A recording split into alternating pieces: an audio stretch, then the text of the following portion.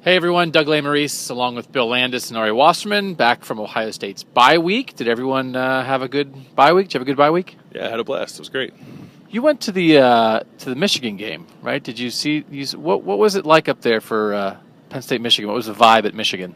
It was interesting. I had a season ticket holder of 30 years, Michigan fan, tell me that the spirit of Michigan football is at the lowest point he's ever seen it, and that was after Michigan beat Penn State.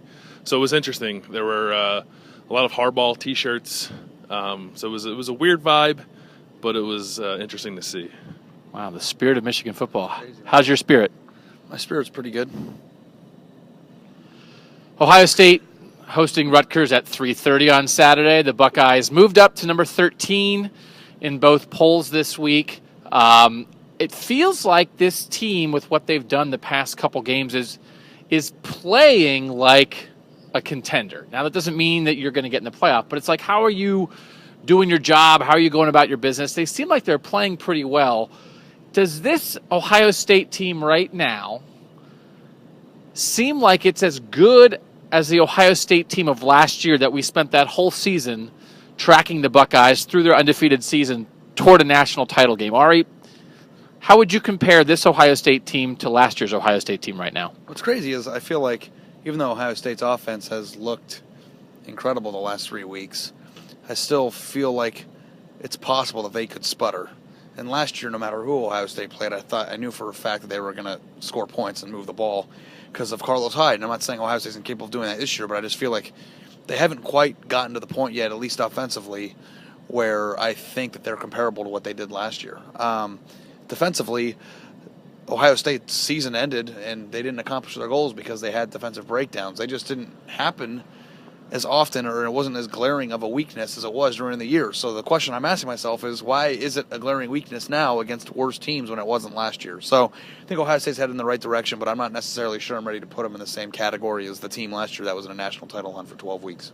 You know, it's interesting. I wrote this down, which is why I have my notebook. The first 3 Big Ten games last year for Ohio State really sort of made you wonder about Ohio State, though. They had a 7-point win against Wisconsin, a 10-point win against Northwestern that was closer than that, and a 10-point win against Iowa. And you mentioned Carlos Hyde. Those Northwestern and Iowa games were games when they needed to get something done in the second half, they leaned on Carlos Hyde in the run game, and they put the game away. But they weren't blowing people out by any stretch. And I remember, I basically almost gave up on them being dominant. I was like, well, that's just not who they are. They're not going to be that.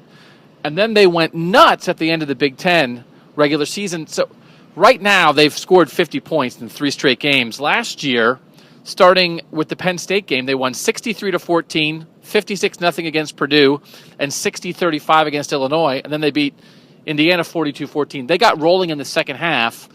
Then they looked like they were going to be awesome, and then they almost lost to Michigan, and lost their last 2 games. I almost feel like they're hitting the stride they've hit now is maybe a little earlier than they hit it last year. But, you weren't following Ohio State as closely last year as we were, but do you feel good about what you've seen from them the last 3 games as you try to fit them in this context? Yeah, I think when the 3 games you mentioned, the Wisconsin, the Northwestern, the Iowa, I think when you think about those 3 games in the context of this year, those scores might seem surprising, but Wisconsin, I think, was a lot better last year than it is this year. Northwestern, at that point last year, was probably better. People thought they were going to be good. Yeah, was better than they are maybe this year. I don't know. Northwestern's been playing pretty well the last 2 weeks. So I don't know. I mean, I am I guess you have to be encouraged by the way that Ohio State's played the last 3 games, but I think you also take it all with a grain of salt given the opponent. Obviously, Kent State, I don't know what you take from beating Kent State 66-0. Cincinnati, I was surprised by how much they scored against Cincinnati. I didn't think it would be that high scoring of a game. And then Maryland, I think I said that day that Maryland disappointed me, but thinking about it more, I don't know if that's fair to Ohio State to say Maryland was a disappointment. Maybe Maryland was as good as I thought Maryland was, and Ohio State was just that much better than them. So I don't know. I think it's probably still too early to be talking about this team in comparison to last year's team, but I think they are heading in the right direction. The one thing I think with last year's team, especially offensively, it's sort of like you knew Carlos Hyde, once he got back from a suspension, and that offensive line, you knew you were going to have them every game, pretty much. And you knew that Braxton Miller was going to be able to run every game. I do feel like, I think it's sort of what you said, Ari, that like no matter how good things have looked offensively so far, you're still not 100% sure it's going to be there no matter what. Yeah, that was exactly what was. You're more articulate than me, so you just said it better. What would they have to do to get to the point where you say, okay, well, we know JT Barrett's going to throw for 300 yards and no picks? Like, what do they have to do to become a sure thing? Beat Michigan State and do it convincingly, or not do it convincingly, but do it in a way where they had a presence. I'm not saying win by 30 points. They could win by 7 and accomplish it. But move the ball on Michigan State. Show that the playmakers on this team, when facing a very good defense, are going to make plays because they're just as good. And I think if Ohio State goes in and beats Michigan State with a offense that's potent enough to get to 24, 27 points in the defense that can stop them from scoring more than that, then I think all of a sudden you have a team that really deserves to be in the conversation again. You know, it's interesting.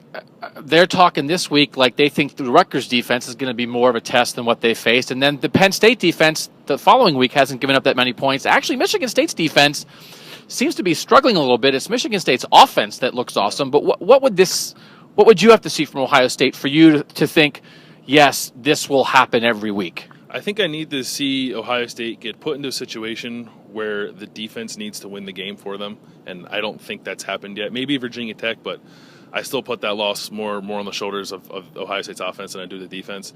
If you look at the last 3 games, the defense has their job was to not give up 50 points the last 3 weeks, and obviously you're going to do that against Kent State, Cincinnati, and Maryland.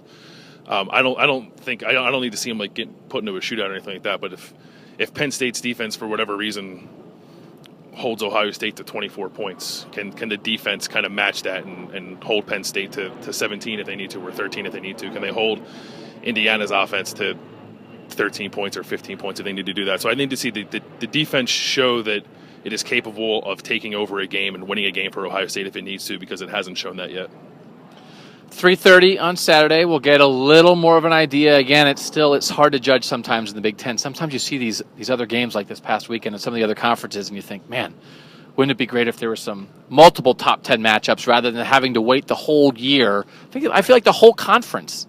Now that Michigan State Nebraska is over with, and Michigan State really much controlled that game, it's like we're all waiting for Michigan State, Ohio State, and we're sort of like treading water until that happens. So for Bill Landis, Ari Wasserman, I'm Doug Lesmerises here outside the Woody Hayes Athletic Center. Keep following us all week here on cleveland.com as we build up to Ohio State hosting Rutgers at 3:30 on Saturday.